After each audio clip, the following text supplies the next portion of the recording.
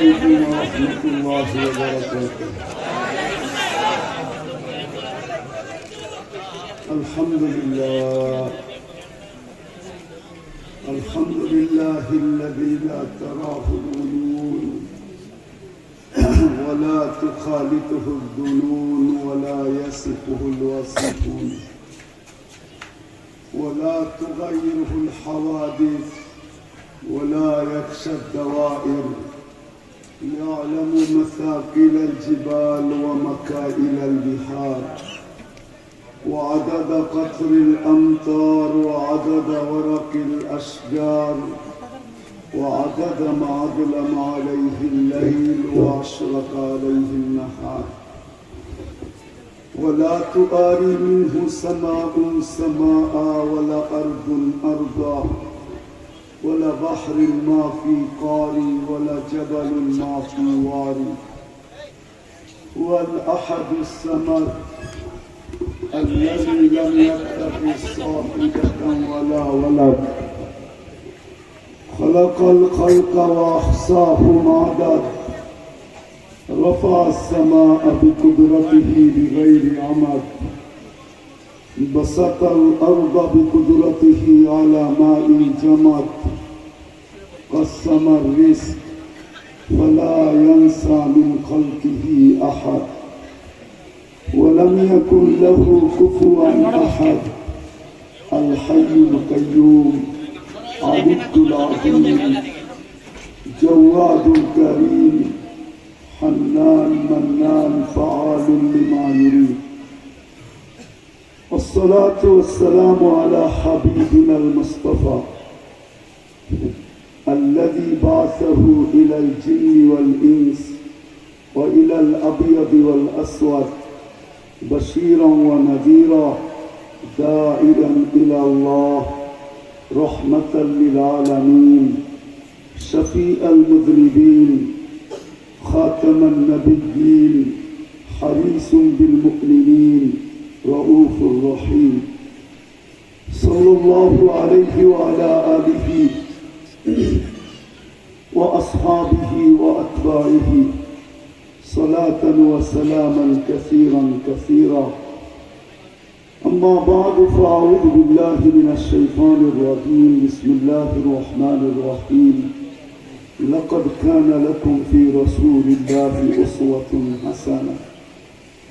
وقال جل جلاله وإن تطيعوه تهتدوا. وقال جل جلاله من أطاع الرسول فقد أطاع الله. وقال رسول الله صلى الله عليه وسلم عليكم بسنتي وسنة الخلفاء الراشدين المهديين أو كما قال عليه الصلاة والسلام. উক্ত মাহফিলের সম্মানিত সভাপতি, উপস্থিত উলামায়ে কেরাম, বিভিন্ন এলাকা থেকে আগত মুসলমান ভাইয়েরা, যে পর্যন্ত লাউড স্পিকারের আওয়াজ পৌঁছতেছে যদি শোনার সুযোগ থাকে তো পর্দার অন্তরালে মা ও বোনেরা, কোরআন হাদিস থেকে যতটুকুই তেলাওয়াত করলাম আশা রাখি একই সামনে রেখে অতি অল্প সময় কিছু কথা রাখবো। সাথে সাথে সকলের কাছে অনুরোধ, কথাগুলা জ্ঞান খেয়াল একাগ্র চিত্তে মনোযোগ সহকারে নিজের প্রয়োজন মনে করা, জীবনে প্রয়োজন মনে করা শুনব। সাথে সাথে দোয়ার দরখাস্ত করব, আল্লাহ আমাদের সকল শ্রোতাকে আমল করার তৌফিক দান করেন।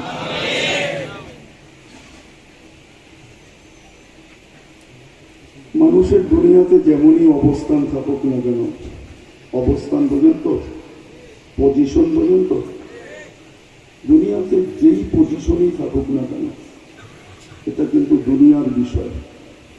আমার কথাই কিন্তু সুর হবে না, এরকমই কথা হবে। সুর আমার কাছে নাই থেকে দিব, বিদায় যত ধ্যান দিয়া শুনব আশা করতে পারি বুঝে আসতে পারি। মানুষের যেমনই পজিশন হোক না কেন, এটা দুনিয়ার বিষয়। দুনিয়ার কারো উচ্চ পজিশন, কারো নিম্ন থেকে নিম্ন পজিশন, এটা আমার আলোচনার বিষয় না। আমার আলোচনার বিষয় হল সবাই ভাবা উচিত, কেননা মানুষ চিরস্থায়ী প্রাণী না যে আমরা চিরদিন এই দুনিয়ার বুকে থাকবো। আমরা দেখতে দেখতে অভ্যস্ত, প্রতিদিন আমরা দেখতে থাকি কেউ না কেউ এই দুনিয়ার থেকে উঠে যায়। একটা দিন হবে আমরাও উঠে যাবে, কিন্তু সিরিয়াল কার কখন আসবে এটা কারো জানা নেই। দুনিয়া বড় শিক্ষিত, বড় উন্নত, কিন্তু টেকনোলজি এখনো আসে নাই। আর কোনোদিন আসবে কিনা এটাও জানি না, যে মানুষ জানতে পারবে আমি কখন উঠে যাব। উঠা যাওয়া পর্যন্ত মৌত আমার কখন হবে। যদিও আমরা বইলা বেড়াই জীবনটা আমার, কিন্তু যুক্তিগত দিক দিয়ে যদি দেখতে হয় তাহলে এই জীবনের কোনো একটা সেকেন্ডের উপরও আমার কন্ট্রোল নাই। সত্য তো? একটা সেকেন্ডের উপরও আমাদের কোনো কন্ট্রোল নেই, আমাদের হাতের নাগালে নাই। যদিও আমরা বলে বেড়াই জীবনটা আমার, আমার জীবন, পরেরটা বললাম না আর কি। ঢাকা শহরের ভিতরে তো এই জন্য পরেরটা বললাম না। আমার জীবন আমি কাটাবো, যেমন খুশি তেমন কাটাবো, এই থিওরিটা ঠিক না। যদি হতো তাহলে আমার জীবনের কোনো না কোনো মুহূর্তের উপরে আমার কন্ট্রোল থাকতো। একটা মুহূর্তের উপরে তো আমাদের কন্ট্রোল নেই। তাহলে বোঝা গেল জীবনের কন্ট্রোল পাওয়ার আমার কাছে না, কন্ট্রোল রুম আরেক জায়গায়। এই জন্যই জানার কোনো সুযোগ নাই যে আমি কখন উঠা যাব। বিদায় দুনিয়াতে আমার পজিশন যেমনই হোক, একদিন না একদিন আমাকে উঠে যেতে হবে। যিনি অস্তিত্ব দিয়েছেন ওনার কাছেই যাব। অস্তিত্ব কিন্তু আমরা নিজেরা নিই নাই।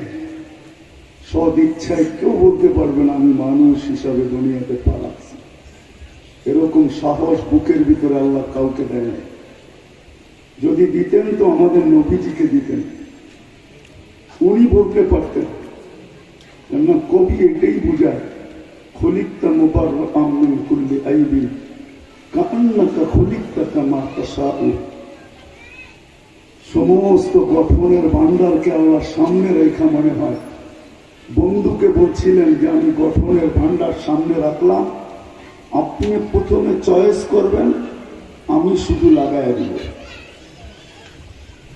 সহজ ভাষায় এটাই বোঝা যায়। আপনি যেটা চয়েস করবেন, না যেরকম চয়েস করবেন, আমাদের দায়িত্ব হলো চয়েস করবেন আপনি, লাগায় দিব শুধু আমরা। আমরা এতটুকু কাজ করব। খুলিকতা কামা তাশাউ। তাহলে উনারই বলার ক্ষমতা ছিল যে আমি সব ইচ্ছায় আসি। না না না, উনিও বলেন না। উনি বলছেন আলহামদুলিল্লাহিল্লাযী খালাকানি। প্রশংসা ওই আল্লাহর যিনি আমাকে অস্তিত্ব দিয়েছেন। ওয়ালাম আকু শাইআ, আমার অস্তিত্বই ছিল না। তো কোরআনও আমাদেরকে ধনী দেয়, হাল আতা আলাল ইনসানি হিনুম মিনাদ দাহর লাম ইয়াকুন শাইআন মাযকুরা। মানুষ যখন কোনো একটা অবস্থানে চলে আসে, আর ওই অবস্থানের কারণে, পজিশনের কারণে যখন আসল সত্তাকে ভিড়া যায়, আল্লাহকে ভিড়া যায়, যিনি সবচেয়ে কাছে, ওনাকে যখন ভিড়া যায়, তখন কোরআনের এই আয়াত তার কানে ধ্বনি দেয় যে হায় মানুষ, একটু কি তোর ভিতরে ভাবনা আসে না যে একদিন তো অস্তিত্ব তো দূরের কথা, পজিশন তো দূরের কথা, তোমার তো অস্তিত্বই ছিল না, কোনো আলোচনাই ছিল না। আজকে তুমি আলোচনার পাত্র বটে, তোমার বড় আলোচনা, কিন্তু তুমি তো এক মিনিটও ভাবো না যে আমি ছিলাম কি হইলাম কি। বলো কি তিন দিকের জনসমুদ্র, এক মিনিটের জন্য কেউ কোনোদিন ভাবছি কিনা? যুবক বলুক, বৃদ্ধ বলুক, নারী বলুক, পুরুষ বলুক, শিক্ষিত বলুক বা অশিক্ষিত বলুক, যে আমি এক মিনিট কখনো নির্জনে বসে ভাবছি যে আমি ছিলাম কি, এখন হলাম কি? কি হাত উঠবে? পক্ষে উঠবে হাত যে আমি কোনোদিন 1 মিনিট বসে ভাবছি যে আমি ছিলাম কি, আজকে আমি হইলাম কি, একদিন আমি হব কি? একটা দিন আসতেছে, সত্য এটাই। ইব্রাহিম মালিক ইবনে দিনার রহমতুল্লাহ আলাইহি বলছিল, কুনতা নুতফা আউয়ালুকা নুতফা, প্রথমটা ছিল আমাদের বীর্য, আখিরুকা জিফা, যখন মারা যাবে তখন হবে ফুলন্ত ফটন্ত দুর্গন্ধময় একটা লাশ। বাইনাহুমা তাহমিলু কবিরা, যদিও পোশাকে আমাদেরকে বড় সুন্দর দেখা যায়, হায় পেটের ভিতরে কি আছে এটা আমরা নিজেরাই জানি। পেটের ভিতরে কি আছে আমরা জানি। এটা যদি আমাদের সমাজের উন্মুক্ত জায়গায় যদি এটা ছড়ায়া পড়ে, তো আমিও নাকে রুমাল দিয়া ভাবতে শুরু করবো, ঠিক না? পেটের ভিতরে কি আছে জানেন তো? না জানেন না? জানেন কি আছে? খাই কি আর কি হইয়া বাহির হয় এটাও তো জানি, ঠিক না? হ্যাঁ, যত দামি দামি হোটেলেই খাই না কেন, ঠিক না? তো কোরআন ধ্বনি দিতেছে, তুমি কেন ভাবো না যে তুমি ছিলা কি, আর তুমি বর্তমানে তোমার পজিশন কতটুকু? তো যেটা বুঝাইতেছিলাম, আজকে আমাদের পজিশন যেমনই হোক, অচিরই আমরা সবাই উঠে যাব। যে কখন উঠবো কেউ জানি না, এটাই ছিল সত্য। কখন উঠবে যদি জানতো, তাহলে যেদিন পদ্মা সেতু উদ্বোধন হয়েছে তার পরের দিন বাইকালাদের চিরজীবনের স্বপ্নকে ডুবায়া যে পদ্মা ব্রিজের মধ্যখানে যান দিয়া দিছে, সে কোনোদিন পদ্মা ব্রিজে উঠত না। সত্য তো? ফিরোজ শাহী যদি জানতো যে আমার গান আমার উপরই সত্যায়িত হবে, 1 মিনিটের নাই ভরসা, তাহলে সে কোনোদিন গাজীপুরের স্টেজে কমসে কম ওই দিন উঠত না। মনে হয় বিড়া গেছেন, ঠিক না? কে লেখছে 1 মিনিটের নাই ভরসা? ফিরোজ শাহী লেখছে, সে গাইছে, তার উপরই সত্যায়িত হয়েছে। সে আছে নাকি এখনো বেঁচে? কোথায় মারা গেছে? স্টেজে। সত্য এটাই, যে কোনো মুহূর্তে উঠে যেতে পারি। কিন্তু আমার প্রশ্ন, বলেন যার কাছ থেকে আসছি, যার কাছে যাবো, 1 ফোঁটা পানির থেকে তো তৈরি। এই জন্য পজিশন পাওয়ার পরে যখন মানুষ হারায়া যায়, হারানো বোঝেন? যুবক যখন হারায়া যায়, আল্লাহকে ভুলা যায়। শিক্ষিত মানুষগুলা যখন আল্লাহকে ভুলা যায়, আল্লাহ কাছের থেকে ডাকে, মান আরাদা আন্নি নাদাইতুহু মিন কারীব, আল্লাহ বলে কাছের থেকে আমি তোকে ডাকি। আমা কুনতা মা আম্মা হিনা, তোর কি মনে পড়ে না তুই একটা পানির ফোঁটা ছিলি?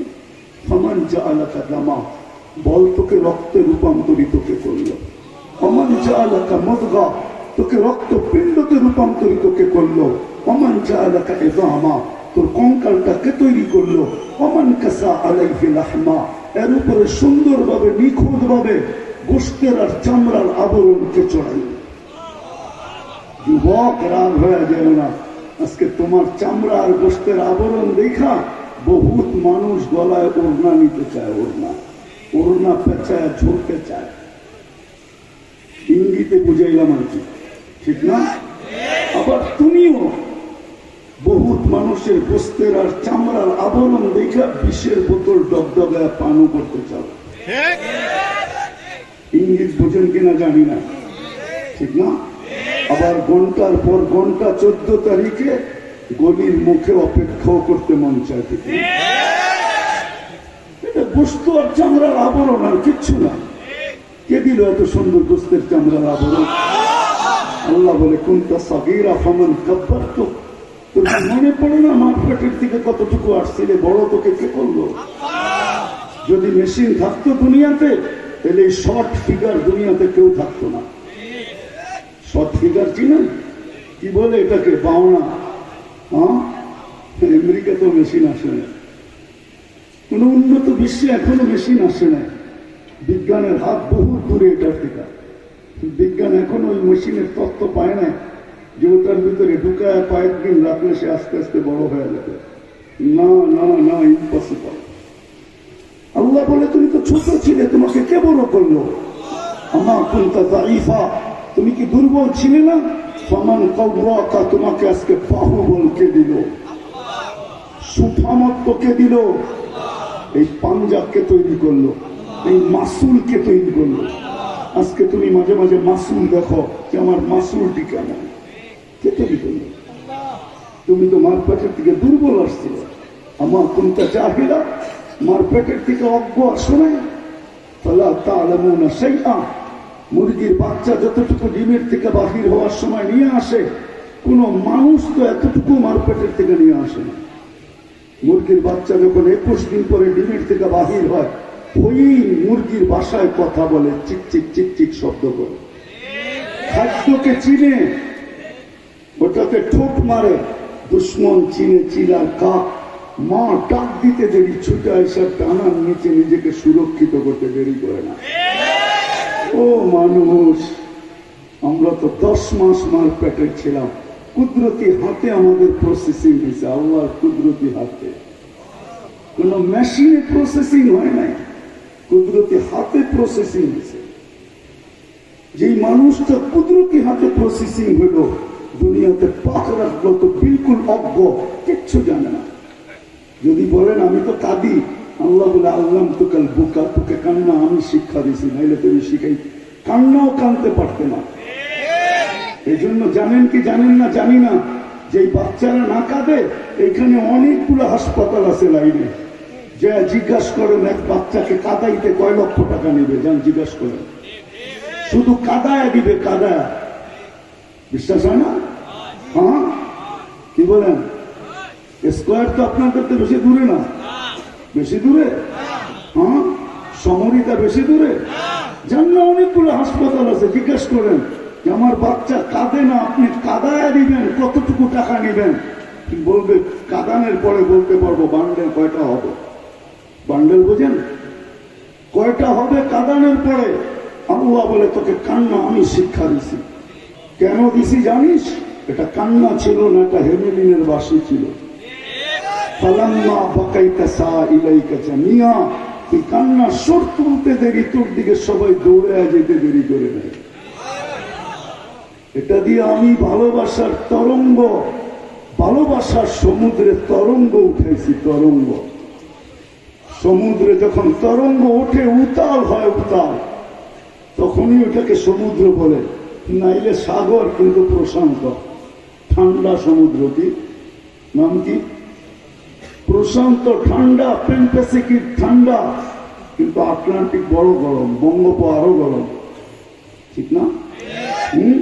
আল্লাহ বলে আমি ভালোবাসার সমুদ্রে ঢেউ উঠেছি কান্না দিয়া। কান্না জাল তুলে কাহানা না, তোমার অস্তিত্ব মার পেটে আসতে দেরি, আমি ভালোবাসার তুফান চালাইতে দেরি করি নাই। আত্মীয় স্বজনের দিলের ভিতরে ভালোবাসার ঢেউ খেলতেছিল, বন্যা চলতেছিল। আর কান্না এই জন্য দিছি যে এটার ভিতরে যদি কখনো শিথিলতা আসে, তো সবাইকে তোমার দিকে দৌড়াইতে দেরি করি নাই। সব দৌড়াইতেছে আমার দিকে, বাচ্চা কাঁদে কেন, কাঁদে কেন, কাঁদে কেন, কাঁদে কেন? আল্লাহ বলে এটাও আমি শিখেছি। তুমি বড় অজ্ঞ ছিলে, তোমার মতো অজ্ঞ কেউ ছিল না। কুনতা মিসকিনা, তোমার মতো নিশ্চয় কেউ জমিনে পা রাখে না। আমরা নিশ্চয় চিত্র আল্লাহ তুলে ধরছেন। ফালা লাকা সিন্নুন তাক্তা, দাঁত তোমার ছিল না, তুমি কাটবে। ওয়ালা লাকা লিসানুন তানতিক, জিহ্বা ছিল কিন্তু বাকশক্তি ছিল না। ওয়ালা লাকা উযুনুন তাসমা, কান ছিল, শ্রবণ শক্তির কার্যকারিতা ছিল না। ওয়ালা লাকা আইনুন তানজুর, চক্ষু ছিল, দৃষ্টিশক্তির কার্যকারিতা ছিল না। ওয়ালা লাকা আকলুন তুমাইয়িজ, মগজ ছিল, ভালো মন্দ কি জিনিস তুমি বুঝতে না। ওয়ালা লাকা কালবুন তাতাফাক্কার, দিল ছিল, চিন্তা কি জিনিস তুমি জানতে না। ওয়ালা লাকা ইয়াদুন তাফতিশ, হাত ছিল, কর্ম তো দূরের কথা, ধরার ক্ষমতাই তো ছিল না। ওয়ালা লাকা রিজলুন তামশি, পাও ছিল, চলার ক্ষমতা তোমার ছিল না। ফাকাত তাতাহাররা, তুমি একটু নড়াচড়া করতে পারতে। আজকে তো পজিশন। আমার কথা এখান থেকে শুরু। দুনিয়া নয়, যার যে পজিশন হোক, এটা আমার বিষয়। আমি অল্প সময় কথা বলবো, আমার পরে মৌলানা সিদ্দিক সাহেব আবার বলবে। আমি ওনার কথা বহুত দূর দূর থেকে শুনতে শুনতে আস্তে আস্তে গাড়ি নিয়ে আসতেছিলাম। আমারও ভালো লাগতেছিল, কিন্তু কি করবো, চলে আসছি এই জন্যই। দুটা কথা না বলতেই নয়, গত বছর আসতে পারি না, বিরাট বড় একটা দাগ আছে, এই দাগটা মোছার জন্যই আজকে আসছি। তাও বহু দূর থেকে আসছি, কাছের থেকে আসি না। বড় জাম জট আরেকটা প্রোগ্রামকে বিনষ্ট করে তারপরে আসছে। আমি জানি আজকে দাগ না লাগো। আমার বিষয় ছিল আমাদের পজিশন দুনিয়াতে যেমনই হোক, এই দুনিয়ার উন্নত মানুষটা, শ্রেষ্ঠ মানুষটা, যে সৃষ্টির ভিতরে শ্রেষ্ঠ মানব, শ্রেষ্ঠ মানুষটা, মানুষ শ্রেষ্ঠ, এটা কোনো সন্দেহ নেই। মানুষই সৃষ্টির ভিতরে সেরা। আমি বলি না, আল্লাহ বলে, আল্লাহ কাররাম না বলি আদম, আল্লাহ আমাদেরকে শ্রেষ্ঠত্ব দিয়েছে। কিন্তু আফসোস এই মানুষটা এক মিনিটের জন্য কখনো ভাবে না যে দুনিয়াতে তো আমার অবস্থান কিছু না কিছু আছে। নাইট গার্ডেরও একটা অবস্থান দুনিয়াতে আছে, সুইপারেরও একটা অবস্থান দুনিয়াতে আছে, রিক্সা চালকেরও একটা অবস্থান দুনিয়াতে আছে। হয়তো পরিধিটা ছোট, তার ছোট্ট ঘরে তার একটা অবস্থান আছে, সে ঘরের অভিভাবক। আমাদের বাবা উচিত যে আল্লাহর কাছ থেকে আসছি আর অচিরেই তার কাছে চলে যাবে। একটা কথা মনে রাখি, কিন্তু মনে রাখি, আজকে ইচ্ছা স্বাধীনতা দিচ্ছেন বিদায় আমরা অনেক কিছু করতে পারি। আল্লাহ যদি ইচ্ছা স্বাধীনতা না দিতেন, কসম খোদা, সৃষ্টির সেরা বিদায় আল্লাহ আমাদেরকে ইচ্ছা স্বাধীনতা দিচ্ছেন, যার কারণে সব কিছু ভাবতে পারি, যা খুশি তা ভাবতে পারি, ভাবা বোঝেন, চিন্তা করতে পারি, যা খুশি তা বলতে পারি, যা খুশি তা লিখতে পারি, যেমন খুশি তেমন চলতে পারি। 3 কোয়ার্টার হোক আর বিকেলি হোক, যেমন খুশি তেমন চলতে পারি, শুধু ইচ্ছা স্বাধীনতা দেওয়ার কারণে। আর যদি তা না হইতো, তাহলে 1 সেকেন্ড কেউ আল্লাহ হুকুমের বিরোধিতা করবে, এটা কোনোদিন সম্ভব ছিল না। বিশ্বাস হয়? হ্যাঁ, বলেন, অক্সিজেনের উপরে কার কন্ট্রোল? অক্সিজেন 24 ঘন্টা কে দেয়? হ্যাঁ, হ্যাঁ, এই গলিটা তো এখন মানুষে ভরা, ঠিক না? উপরে সামিয়ানা দিয়ে সাটা বোঝেন, বম, ঠিক না? এই অক্সিজেন নিতে অসুবিধা হইতেছে? হ্যাঁ, কে দিতেছে অক্সিজেন? আচ্ছা বলেন তো, ছাড়া আর টানার ভিতরে ডিস্টেন্স কতটুকু? বলেন, আপনারা তো শিক্ষিত লোক, ঠিক না? বলেন, ছাড়া আর টানার ভিতরে ডিস্টেন্স কতটুকু, দূরত্ব কতটুকু? এই যে ছাড়তেছি আর টানতেছি, 1 সেকেন্ড মেনে নিলাম, ঠিক না?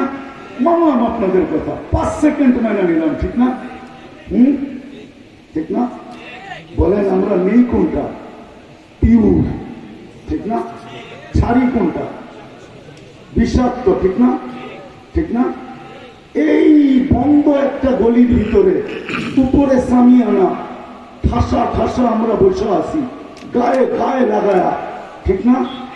ছাড়তেছি আর নিতেছি, এই 5 সেকেন্ডের ভিতরে আমাকে পিউরটা নিতে দিতেছে কে? আবার রিফাইন করে আমি দূষিত ছাড়তেছি, 5 সেকেন্ডের ভিতরে আবার রিফাইন করে এটাকে পিউরকে সাপ্লাই দিতেছে।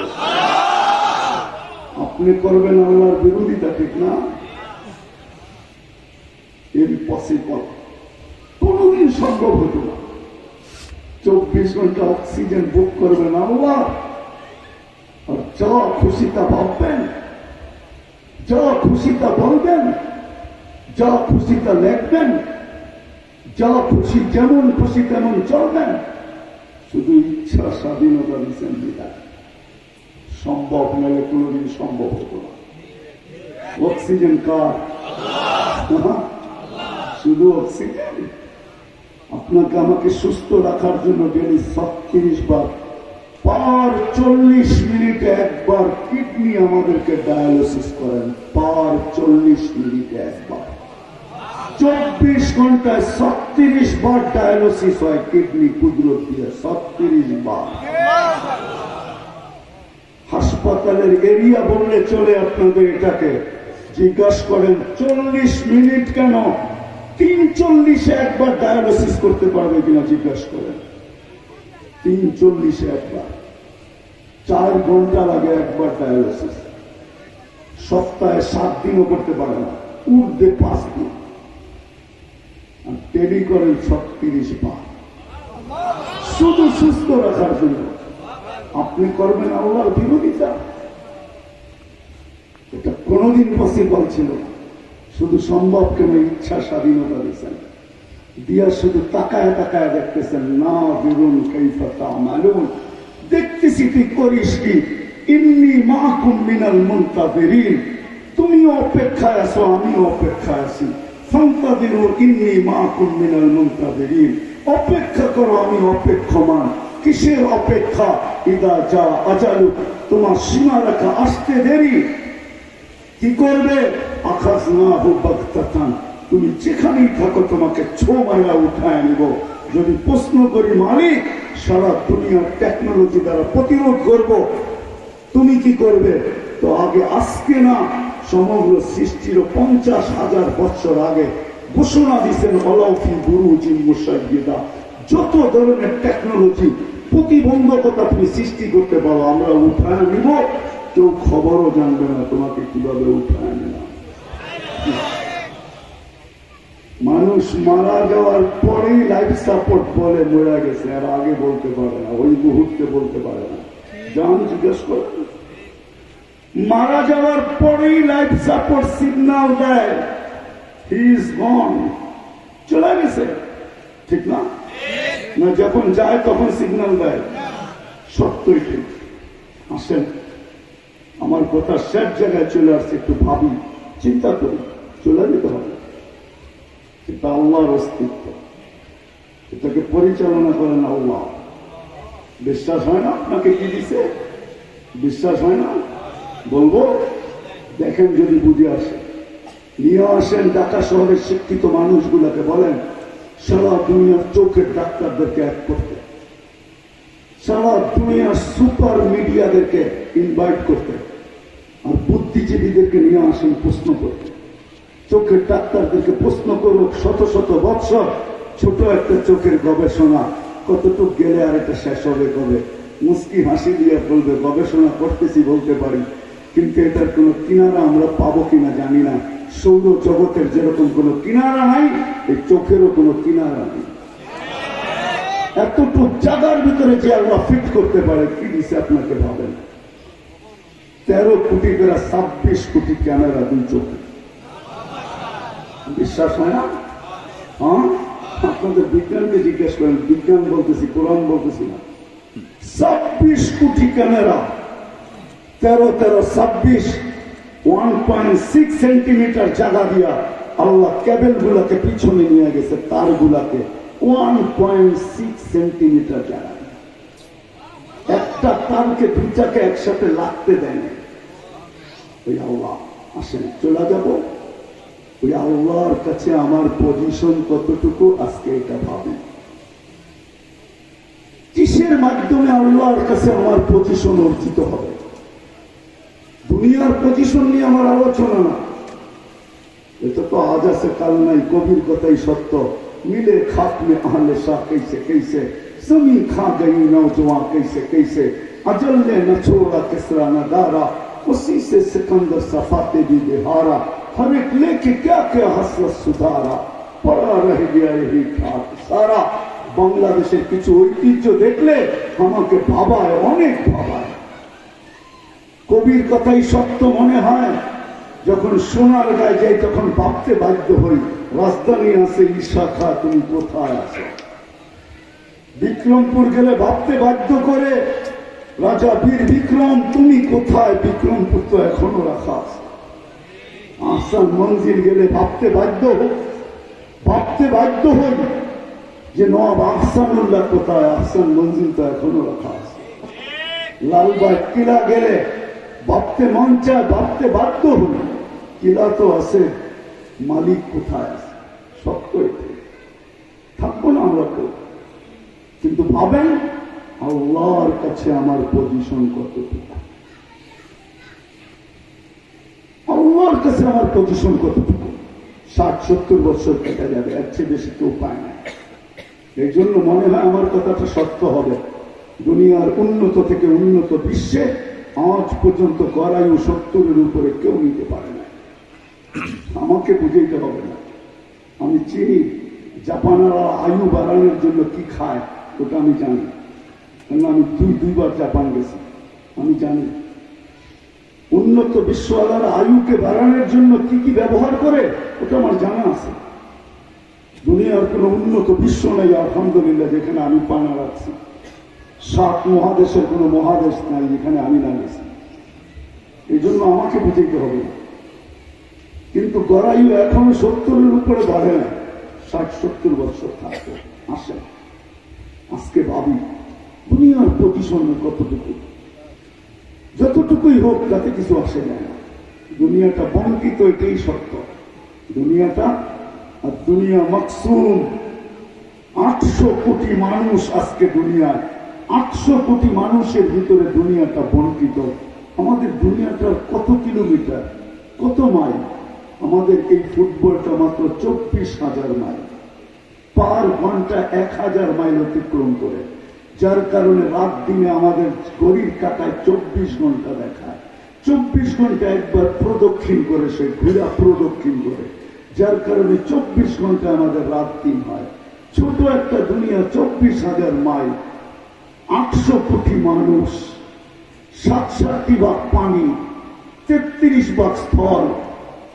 জান্নাত কম্পিউটারে বাগ দিয়া দেখেন আপনার বাগে কতটুকু মিলল। চলা যাবে, মানেন আমাদের কথা, নাও মানতে পারেন আপনি, বললাম না ইচ্ছা স্বাধীনতা।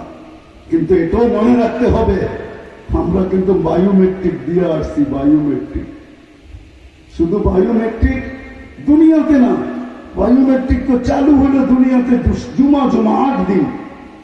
আল্লাহ আমাদের জন্মের আগে আমাদের বায়োমেট্রিক নিয়ে রাখছেন। হুজুরকে জিজ্ঞেস করেন, কোরআনে আছে, সিগনেচারও দিয়ে আসছি সাদা কাগজে, আলাস্তু বিরাব্বিকুম ক্বালু বালা, বায়োমেট্রিক দিয়ে আসছি। আল্লাহ বলছে কিয়ামতের দিন তোর আঙ্গুলের ছাপ তোকে মিলায় দিব, তোকে মিলায় দিব তোর আঙ্গুলের ছাপ। তুই বলতে পারিস সেই সিগনেচার আমার না, ভুল। আল্লাহ বলে বায়োমেট্রিক এই জন্য রেখা দিছি, তোর বায়োমেট্রিক তোকে মিলাইয়া দিব, যে দেখ এটা তো তোর। আজকে আমরা বায়োমেট্রিক আবিষ্কার করে আমরা ভাবতেছি বহুত কিছু না, আল্লাহ আগের থেকে নিয়ে রাখছে। চলে যাবে, চলেন আজকে ভাবি আল্লাহর কাছে আমার পজিশন কতটুকু, এই একটা ভাবনা। আর আমি পজিশন পাবো কিভাবে, এটা দ্বিতীয় কথা। কিভাবে পজিশন পাবো, কিভাবে আল্লাহর কাছে পজিশন পাবো, আল্লাহর কাছে পজিশন কতটুকু, এটা ভাবা উচিত। সত্য এটা, দুনিয়ার কোনো পরিচয় চলবে না। যদি চলতো সত্য এটাই হতো, তাহলে আসিয়া কোনোদিন জান্নাতের চেহারা দেখত না। স্বামীর কোনো অঙ্গ স্ত্রীর কাছে লুকাইতে থাকে না, স্ত্রীর কোনো অঙ্গ স্বামীর কাছে লুকাইতে থাকে না। আসিয়া এক কামরায়, এক খাটে, এক বালিশ, এক কম্বল ফেরাউনের সাথে জীবন কাটাইছে। কোরআন এখনো বলে ফেরাউনের স্ত্রী। যদি দেখতেন তাহলে আসিয়ার কপালে কোনোদিন জান্নাত জুটার সুযোগ ছিল না। কিন্তু আসিয়া আল্লাহর কাছে পজিশন অর্জন করছে, বিদায় মৃত্যুর আগে জান্নাত দেখা গেছে। শুধু দেখে নাই, জান্নাতের রাজা, তার রাজা তো জান্নাতে যাবে না, আমাদের নবীজির জান্নাতের স্ত্রী হবে আসিয়া। সত্য এটাই। দুনিয়া কোনো কিছু চলবে না। যদি চলতো বা বাধাগ্রস্ত হতো, তাহলে আমি চোখে দেখা বলতেছি আপনাদেরকে, ফেরাউনের কৃতদাসীর কবর থেকে কোনোদিন সুগ্রাণ বাকি হতো না। ওই গ্রাণ আমার নাকে আছে, এখনো নাকে। আমি ওই কবর চিনি, আমি দিয়ে আসছি, আমি দেখা আসছি, কিতাব পড়ে বলতেছি না। তার নাম ছিল মাস্তা, এখনো তার কবর রাখা আছে জর্ডান আর মিশরের বর্ডারে। প্রতিদিন হাজার হাজার মানুষ যায়, পুরাটা কবর প্যাক করা, শুধু একটা জায়গায় ছিদ্র রাখা আছে, ওটা দিয়ে যতটুকু ঘ্রাণ বাহির হয়, প্রতিদিন যত হাজার মানুষ যায় তার জন্য যথেষ্ট হয়। যে একবার নাকে ঘ্রাণ লাগায় ওর দুনিয়ার কোনো পারফিউম আর পারফিউম মনে হয়। আপনাকে আমি অ্যাড্রেস দিতেছি, যে দেখে আসতে পারেন। তাহলে ফেরাউনের কৃতদাসীর কবর থেকে এখনো সুগ্রাণ বাহির হতো না, বাহির হতো না। সত্য এটাই। বেলাল রাদিয়াল্লাহু তাআলা আনহুর বাড়ি দেখলে কোনদিন চোখে পানি আসতো না। আমি 6 বার দেখা বলতেছি, যখনই দাঁড়াইছি তখনই চোখে পানি আসছে। কেন আসছে আমিও জানি না। ভিতরে চিৎকার আসছে, বেলাল তুমি কোথায়, আমি কোথায়। ইথিওপিয়ার মানুষগুলো এখনো পছন্দ হয় না, না রং না ঢং। বেশিরভাগ মানুষই মনে হয় আল্লাহ ডাইসের ছোঁয়াই দেয় না। বুঝাইতে পারি না মনে হয়। হাদিস যদিও ইউরোপের সাথে টক্কর লাগায়, হাদিস আবাবা রাষ্ট্র না। হাদিস থেকে 3.5 ঘন্টা লাগে বেলাল রাদিয়াল্লাহু তাআলা আনহুর বাড়িতে যেতে। এখনো ঘরটা রাখা আছে। সত্য এটাই। আসেন ভাবি, আল্লাহর কাছে আমার পজিশন কতটুকু। চলে তো যাব, মুক্ত দেখাইতে হবে, বাইপাস হওয়ার কোনো সুযোগ নাই। এটাই আল্লাহ কোরআনে বুঝাইছেন, আইনাল মাফার, কোথায় বাঁধবে। কবিও বুঝাইতে চেষ্টা করছেন, যদি ওনাকে পালাও তুমি আকাশ হতে লাগিয়ে সেই মৌত তোমার আছে ঘিরি, যদি ওনাকে পালাও তুমি আকাশ হতে লাগিয়ে সেই পালানো সম্ভব না। এই জন্যই আল্লাহ বলছেন ইল্লা বিসুলতান, আমার পরিধির বাহিরে যাওয়ার সুযোগ তোমার। আনা মাকুম আইনামা কুনতুম, যেখানে যাবে আমি সঙ্গে থাকবো। দেখি তুমি ভাবো তো, ভাবো কি করে আসে, কার ডাক কখন আসবে জানি না। প্রথম এটা ভাবি, আল্লাহর কাছে আমার পজিশন কতটুকু,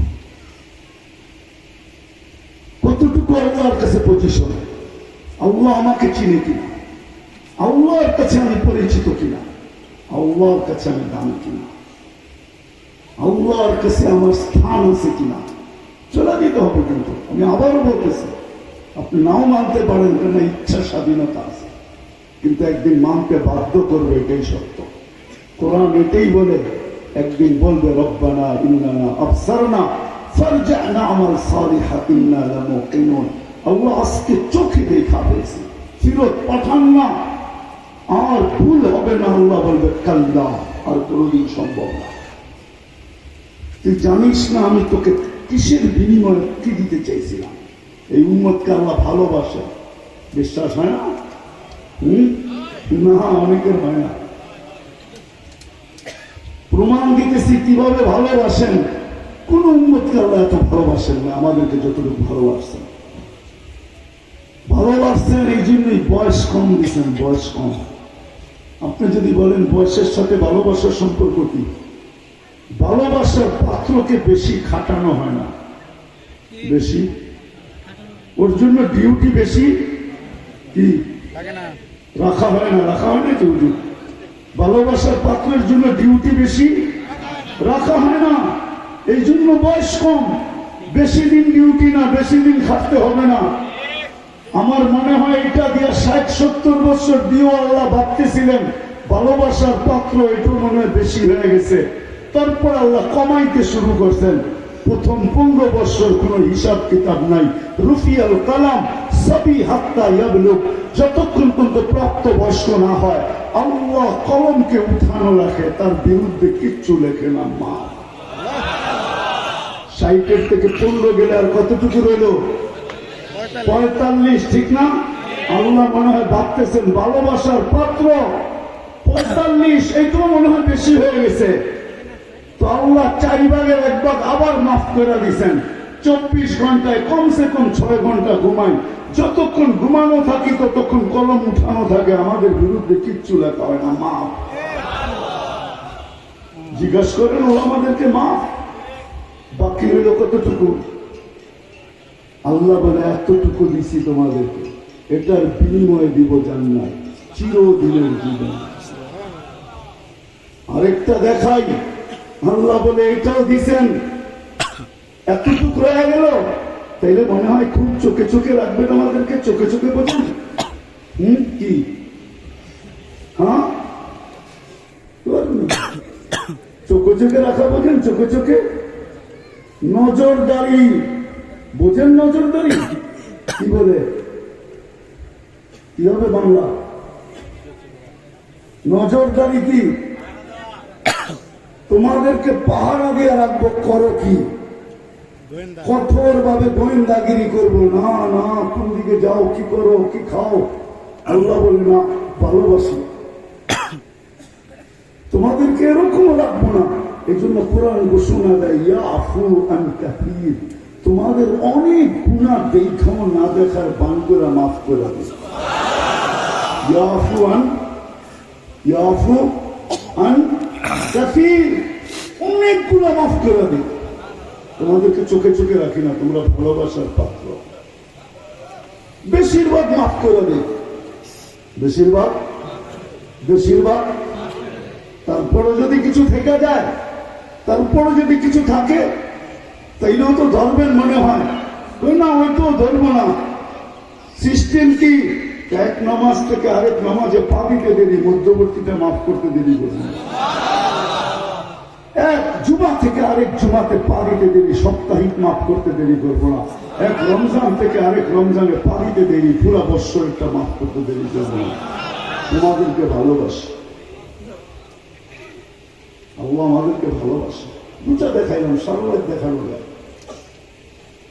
আল্লাহ তো ভালোবাসে, কিন্তু এক যুবক তো এখানে পাওয়া যাবে না, কাউকে পাওয়া যাবে না, যে সারা দিনে একবার মনের ভিতর থেকে, অন্তরের অন্তঃস্থল থেকে ভালোবাসার মাধ্যমে একটা চিৎকার দেয় আল্লাহ বলে।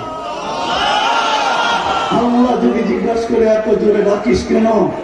বলছে, মালিক এত ভালোবাসা, 24 ঘন্টা অক্সিজেন দিয়ে সুরক্ষিত করো। ঢাকা শহর থেকে যদি 1 মিনিট অক্সিজেন না থাকে, কোনো অসুবিধা হবে? আরে রাজধানী, তারপরে মরে যাবে।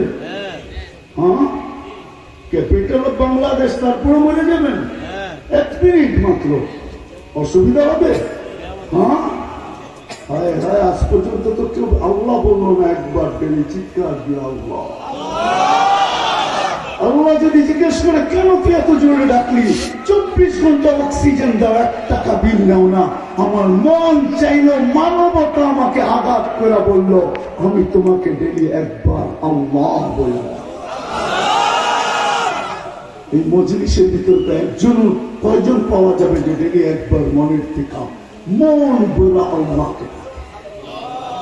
100 বার বললাম না, একবার। আসেন আজকে ভাবি, আল্লাহর কাছে আমার পজিশন করতে, পজিশন নিয়ে যেতে হবে। দুনিয়ার কোনো পরিচয় চলবে না। আমি তো 2টা দেখাইলাম, আরো অনেক দেখানো যায়। সর্বশেষ একটা দেখাই, হায় হায় হায়, যদি চলতো তাহলে আবু তালেবের চলতো। আপনি আবু তালেব হুজুর সাল্লাল্লাহু আলাইহি ওয়াসাল্লামের চাচা, যার হাতের ছোঁয়া লাগলে দুনিয়ার আগুন একটা সুতা জ্বালানোর ক্ষমতা রাখে না। আনাস ইবনে মালিক রাদিয়াল্লাহু তাআলা আনহু, বন্ধুরা আসছে, দস্তরখান বিছাইছেন, দেখতেছেন দস্তরখানে ময়লা উঠায় সামনে জ্বলন্ত চুলায় নিক্ষেপ করছেন। বন্ধুরা ভাবছে আনাস খুব রাগ হয়ে গেছে, দস্তরখানকে চালায় ফেলতেছে। একটু পরে বাহির করে নিয়ে আসছে, আগুন ময়লা খায়া ফেলছে, ঝাড়া দিছে, ছাই হয়ে উড়া গেছে। দস্তরখান চকচকে, একটা সুতো জ্বালাইতে পারে না। জিজ্ঞাসা করছে, আনাস এই জাদু কোত্থেকে শিখলে? বলছে, এটা জাদু না, এটা তো আমার হাবিব মুহাম্মদুর রাসূলুল্লাহ সাল্লাল্লাহু আলাইহি ওয়াসাল্লামের হাতের ছোঁয়া। উনি দস্তরখানে খায়া হাত মুছছিলেন। ওই দিন থেকে আমি এটাকে পানি দিয়ে পরিষ্কার করি না, আগুন দিয়া। আগুন ময়লা তো খায়, কিন্তু দস্তরখানের একটা সুতা খাওয়ার ক্ষমতা রাখে। সত্য এটাই। আপনি আর আমি যদিও না চিনি, মুহাম্মদুর রাসূলুল্লাহ সাল্লাল্লাহু আলাইহি ওয়াসাল্লামকে চিনি না, তাইলে আবু তালেব যার হয় নিজের হাতে কবরে রাখছেন চাচাকে, নিজের হাতে, আর চিৎকার দিয়ে বলছেন, আম্মি আম্মি মা তারাক্তানি সাবিলা। চাচা আমার জন্য কোনো সুযোগ রাখলেন না, কোনো রাস্তা রাখলেন না যে আমি আল্লাহর কাছে আপনার পক্ষ হয়ে কিছু বলবো। কোন সুযোগ রাখেন না আমার জন্য, একটা সুযোগও রাখেন না। বলছিলাম পড়েন কলমা, পড়েন নাই, বলছিলাম হেলান ঠোঁট, হেলান নাই, ভাবছিলাম চুপ থাকবেন, তাও থাকেন না। একটা চিৎকার দিয়ে চলে গেছেন আল্লাহ মিল্লাতি আব্দুল মুত্তালিব। এটাও যদি না বলতেন তো হয়তো একটা সুযোগ বাহির করে নিতাম, কিন্তু চিৎকার তো দিয়া গেলেন, কোনো পরিচয় চলবে না। বিদায় ভাবতে রাজি, আমি কি বুঝাইতে পারলাম? হ্যাঁ, আজকের থেকে ভাবি আল্লাহর কাছে আমার পজিশন কতটুকু। ভাবনা বিকাশ ঘটাবে, বিকাশ। আবার টাকা বিকাশ করা বুঝেন না, এখানে বিকাশ লেখা আছে। ভাবনা বিকাশ ঘটাবে। মানুষ সমস্ত টেকনোলজি ভাবনার মাধ্যমে অস্তিত্বে আনছে। যে লাউড স্পিকার দিয়ে শুনতেছেন, এটা মানুষের ভাবনার বিকাশ। মানুষ ভাবছে দূর দূরান্তে কথা কি করে পৌঁছানো যায়, বড় মজমা হলে কথা কি করে পৌঁছানো যায়, তো আবিষ্কার হয়েছে লাউড স্পিকার। এক সময় আমাদের দেশে ছোটবেলায় দেখছি আমরা, যখন টেলিফোন ছিল না তখন টেলেক্স ছিল, টেলেক্স। খট খট শব্দ হইতো, ওগুলা থাকতো শুধু পোস্ট বক্সে, ডাকখানায় থাকতো, ডাকখানায় আওয়াজ হতে থাকতো, একজনে লিখতে থাকতো। মানুষ ভাবছে এই ঠক ঠক শব্দ থেকে কবে বাহির হব, তো চলে আসছে টেলিফোন। তারপরে মানুষ ভাবছে তার টানাটানি, জমিন খোদাখুদি, মানুষের বাড়ির উপরে চলাচলি, এটার থেকে কবে পরিত্রাণ পাওয়া যায়, তো চলে আসছে মুঠোফোন। আজকে যদি আমরা ভাবতে শুরু করি তাহলে বিকাশ করবে, রাস্তা পাবো। চলেন দ্বিতীয়টা একটু বুঝেই শেষ করতেছি। দ্বিতীয়, আল্লাহর কাছে পজিশন পাবো কিসের মাধ্যমে? দাবি তো ছিল এটাই, আল্লাহর দাবি ছিল এটাই যে আমাকে মানো, আমাকে মানার মাধ্যমে তুমি আমার কাছে আমাকে মানার মাধ্যমে তুমি আমার কাছে পজিশন পাবে, পরিচয় পাবে, পরিচিতি পাবে। কিন্তু আমি যদি আল্লাহকে প্রশ্ন করি আপনাকে মানবো কি করে, চোখেই তো দেখি না, কানেই তো আপনার কথা শোনা যায় না, জ্ঞান ধারণায় তো আনা যায় না, বর্ণনা দিয়ে তো শেষ করা যায় না। আপনি তো শুধু আল্লাহ, আপনাকে তো বর্ণনা দিয়ে শেষ করা যায় না। আল্লাহ তো শুধু আল্লাহ না। যদিও আমার বড় আফসোস, এই বিশাল মজমা দুই দিকে, আমার মনে হয় এখানে কয়জন পাওয়া যাবে ঢাকা শহরের এই শিক্ষিত মানুষ আজ পর্যন্ত ৯৯ নামের অর্থ দেখছে? কয়জন পাবো? ৯৯ নামের অর্থগুলা দেখছি, অর্থ। তাইলে তো একটু আল্লাহর পরিচয় আসতো যে আল্লাহ কে। ৯৯ নামের অর্থ তো আমরা কোনোদিন দেখি নাই। শুধু আল্লাহকে বলি আল্লাহ। আল্লাহ তো নিজের পরিচয় দিছে, আমরাও তো পরিচয় দেই, নাইলে আইডি যাবে কেন রাখি? আমাদের অনেকের যাবে অনেক ধরনের আইডি আছে। একটা তো রাষ্ট্রীয় আইডি, আর একটা পেশাগত আইডি, আরো কত ধরনের আইডি যাবে আছে, ঠিক না? নাই? আছে। হ্যাঁ, আল্লাহ তার পরিচয় দিছে। আজ পর্যন্ত ৯৯ নামের অর্থ কয়জন দেখছি বলেন? দেখি তো নাই। আল্লাহকে বর্ণনা দিয়ে শেষ করা যায় না। আল্লাহ নিজের পরিচয় দিছে, আমি শুধু আল্লাহ না, আমি রহমান, আমি রহিম, আমি মালিক, আমি কুদ্দুস, আমি সালাম, আমি মুমিন, আমি মুহাইমিন, আমি আজিজ, আমি জব্বার, আমি মুতাকাব্বির, আমি খালিকুল বারিকুল মুসাব্বিরুল গফফারুল কাহ্হারুল ওয়াহ্হাবুর রাজ্জাকুল ফাত্তাহুল আলিমুল قابض الباسط الخافض الرافع المعز المذل السميع البصير الحكم العدل اللطيف الخبير الحليم العظيم الغفور الشكور العلي الكبير الحفيظ المقيت الحسيب الجليل الكريم الرقيب المجيب الواسع الحكيم الودود المجيد الباعث الشهيد الحق الوكيل القوي المتين الولي الحميد الموصي المبدي المعيد المحيي المميت الحي القيوم الواجد الماجد الواحد الاحد الصمد القادر المقتدر المقدم المؤخر الاول والاخر الظاهر والباطن الوالي المتوالي البر التواب المنتقم العفو الرؤوف مالك الملك ذا الجلال والاكرام المقسط والجامع والغني والمقني المانع الطار النافع النور আল হাদি আল বদি ওয়াল বাকি আল ওয়ারিস ওয়াল রশিদ ওয়াস সাবুর জাল্লে জালালু। আমি 99 পদের মালিক আল্লাহ, 99টা পদের মালিক। আপনাকে মানবো তো মানবো কি করে? এক একটা পদের তো শুরুও নেই শেষও নেই, না শুরু আছে না শেষ আছে। তখন আল্লাহ সহজ করছেন ভালোবাসা, ভালোবাসেন বিদায় সহজ করছেন। আমার কাছে পরিচয় পজিশন পেতে চাও তাহলে আমার বন্ধুকে মানো। লাকাদ কানা লাকুম ফি রাসূলিল্লাহি উসওয়াতুন হাসানাহ। আমার বন্ধুকে মানলেই আমার কাছে পজিশন পাবে। আমার বন্ধুর গোলাম হইতে দেরি, আমি হেদায়েতের মালা গলায় পড়ায় দিতে দেরি করবো না। মান আতা আর রাসূল ফাকাদ আতা আল্লাহ। যে আমার বন্ধুকে মানবে সে যেন আমাকে মানবে। সহজ ঘোষণা, আতিউল্লাহ ওয়া আতিউর রাসূল। আল্লাহ পরক্ষণে বলছেন ওয়া আতিউর রাসূল।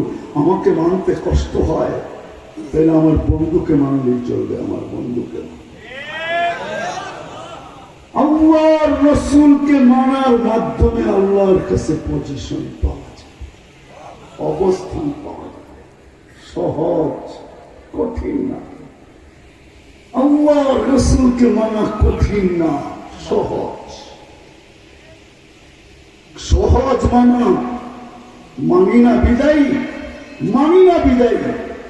রাগ হয়ে যায় না, পায়ে হাত রাখে।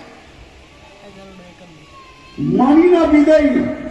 আজকে মুসলমান ঘর, সন্তান মুসলমান, মা বাবা মুসলমান। হায় না জানি বৎসরে কত মা বাবাকে বৃদ্ধাশ্রমে পড়া জান দিতে হয়। হয় না? হয় না? হয় না? হ্যাঁ হয়। জানি না বিদায়ী। যদি জানতাম তাহলে ইমাম শাফি রহমতুল্লাহ আলাইহির মতোই হতো। সারাদিন পরিশ্রম, রাত্রে মার পায়ে তেল মালিশ করতেন। বাবা ছিলেন না, আর পা টিপা টিপা ঘুম পাড়াইতেন। মাঝে মাঝে পায়ের তালুতে খুশিতে চুমা দিতেন। মা কাইপা উঠতো, বলতো আমার পায়ের তালুতে চুমা শাফি। বলতেন পায়ের তালুতে না, আমার জান্নাতে চুমা দিয়া স্বাদ নিতেছি, জান্নাতের স্বাদ দিয়া। তাহলে আমার সমাজের মাকে বাবাকে বৃদ্ধাশ্রমে মরতে হতো না। আল্লাহ রাসূল বৃদ্ধাশ্রমে মরতে হতো না। আমি তো যখন দেখি বৃদ্ধাশ্রমের সাইনবোর্ড, কসম খোদার ভাবি দুনিয়া তো কম দেখান না আল্লাহ, কম দুনিয়া দেখি না এই পর্যন্ত। এটা ভাইবেন না দুনিয়া কিছু দেখি নাই, দুনিয়া তো বহুত দেখছি। কিন্তু আমি আমার দেশে যখন বৃদ্ধাশ্রম দেখি তো চোখে পানি চলে আসে। ইয়া লাইতানি মিততু ক্বাবলা হাদা ওয়া কুনতু নাসিয়ান মানসিয়া। আরে আমার মৌত যদি এর আগে হয়ে যেত যে বৃদ্ধাশ্রমের সাইনবোর্ড দেখা। মুসলিম মা বাবা বৃদ্ধাশ্রমে। আজকে নবীর আদর্শ না থাকার কারণে আল্লাহ রাসূল জান্নাতে গেছেন, জান্নাত পরিদর্শন করতেছেন। হঠাৎ কোরআনের আওয়াজ কান পাইতা দেখে হারিস বিন নোমান রাদিয়াল্লাহু তাআলা আওয়াজ বলছে, জিবরিল হারিসকে তো দুনিয়ায় রেখে আসলাম, এখানে আসলো কি করে? বলছে দুনিয়ার থেকে কখন আসছেন? রাত্রে। এখনো দুনিয়া রাত্র চলতেছে। আল্লাহ টাইমকে জায়গাটা জায়গায় ব্রেক করে দিছে। টাইম আগেও যায় না, পিছেও যায় না। আপনার সফর কমপ্লিট হবে, আবার ঘড়ি ঘুরবে, এর আগে ঘোরার ক্ষমতা নাই তার। এখনো রাত্র চলতেছে। হারেস তাহাজ্জুদে কোরআন পড়ে আমরা ডেলি শুনি। বলছে এই মর্যাদা পাইল কি কইরা? বলে কোনো কিছু না, মার খেদমত কইরা। হায় হায়, আমি মাইনা নিতাম যদি আমার মনকে বুঝাইতে পারতাম। যদি কোন অশিক্ষিত সন্তান, রিক্সা চালক, শ্রমিক তার মা বাবাকে বৃদ্ধাশ্রমে দিয়ে আসতো, তাহলে আমি আমার মনকে বুঝাইতে পারতাম। কিন্তু আমার সমাজের যখন শিক্ষিত লোকগুলা, এডুকেটেড লোকগুলা, শিক্ষিত লোকগুলা, পয়সাওয়ালা লোকগুলা যখন নিজের মা বাবাকে বৃদ্ধাশ্রমে দিয়ে আসে, খোদার কসম ভিতরে তখন রক্তক্ষরণ হতে থাকে। কোন সমাজে আসলাম? নবীর আদর্শ নয়। আদর্শ যদি থাকতো, এটাই বই আমি শেষ করে দিতেছি, নবীর আদর্শের মাধ্যমে পাবো আল্লাহর কাছে পরিষদ। আমি 6 বার চাঁদে গেছি, 6 বার। চাঁদ বোঝেন? আবার আকাশের চাঁদ মনে করেন না, আমার কাছে রকেট রুকেট নাই যে আমি আকাশের চাঁদে যাব। আফ্রিকা একটা দেশ আছে, চাঁদ সি দিয়া লেখে, আরবিতে বলে তাসাদ। আমি 6 বার গেছি ওই দেশে তাবলীগের কারণে। আমি একবার জিজ্ঞাসা করছি এদেরকে যে রমজানে তোমাদের ব্যবসার অবস্থা কি? হাসি দিয়া বলতেছে রমজানে নিত্য প্রয়োজনীয় বিক্রি যারা করে ওরা ব্যতীত আমাদের দেশে কেউ ব্যবসা করে না। আমি বললাম কেন? রমজান তো দুনিয়া কামানের মাস না, আখেরাত কামানের মাস। কেন এই উম্মতকে আল্লাহ গাঠটি ধরায় দেওয়ার জন্য রমজান দিয়েছেন। গাঠটি 1 মাস 70 মাস, 1 ফরজ 70 গুণ, 1 রাত্র 83 বছর। আমি বললাম যে দৈনন্দিন প্রয়োজনের জিনিস যারা বিক্রি করে এদের অবস্থা কি রমজানে? আমাকে বলতেছে তোমাকে মুফতি সার্টিফিকেট দিছে কে? আমি বললাম প্রশ্নের সাথে এটার সাথে কি সম্পর্ক? তুমি কি হাদিসে পড়ো নাই? সহানুভূতির মাস এটা। এটা কি সহানুভূতির মাস? একজন আরেকজনের সাথে সহানুভূতি করবে, দেখাবে সাহায্য, সহানুভূতি দেখাবে। নিত্য প্রয়োজনীয় জিনিস যারা বিক্রি করে ওরা যতটুকু কস্টিং অতটুকু দামে বিক্রি করে, 1 পয়সা বেশি নেয়। আমি বললাম কেন? তোরা ভাবে কেননা হুজুরকে জিজ্ঞাসা করেন, হাদিসে আছে যে রমজানে কারোর সাথে সহানুভূতি দেখাবে আল্লাহ তাকে জান্নাত লেখা দিবে। সেভাবে আমার জান্নাত দরকার, সহানুভূতি দেখার। এখন যে ক্রেতা সেভাবে আমারও তো জান্নাতের দরকার, ঠিক না? এ তো লাভ নেয় নেই, তো সে একটা বেশি টাকা যতটুকু দাম হইল এর উপরে অল্প কিছু বেশি টাকা সে তাকে হাদিয়া হিসাবে দেয়। তোমাকে এটা হাদিয়া হিসাবে দিলাম। আমিও সহানুভূতি দেখাইতেছি। আজকে নবীর আদর্শ যদি শিখতাম তাহলে আমার সমাজটা এরকমই হতো। সমাজটা পুঁজিবাদীদের জন্য হতো না। 1 টাকার জিনিস 10 টাকা দিয়ে কিনতে হতো। নবীর আদর্শ এটাই শিখাইছেন, নাইলে এই হাদিস কোনদিন আসতো না। আমার তো বিশ্বাস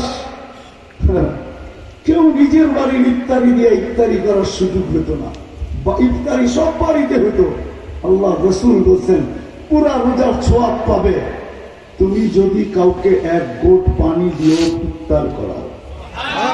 তাহলে দেখা যায় তো নবীর আদর্শ মতে আমাদের সমাজ রোজার মাসে সবার বাড়িতে ইফতারি তৈরি হতো বটে, কেউ নিজেরটা দিয়ে নিজের বাড়িতে করতো না। সে তো প্রত্যেক বাড়িতে রোডে দাঁড়ায় থাকতো। রমজানে তো মাঝে মাঝে দেখি যখন গাড়িতে আটকায় যায়, হাজারো মানুষ বাসে জ্যামের কারণে বাসে পড়ে আছে, রোডে হাঁটতেছে, বাসের ভিতরে আটকায় বসে আছে। ঢাকা শহরের মানুষ আর বাড়িওয়ালা মানুষরা আজ পর্যন্ত খুব চোখে পড়ে নাই মনে হয় আমার, যে কেউ ছুটা যায় বাসের কাছে বলছে এই একটা বোতল নিয়ে ইত্যাদি করে। তাইলে তো সবাই সুযোগে দৌড়াইতে থাকতো ইফতারি নিয়া।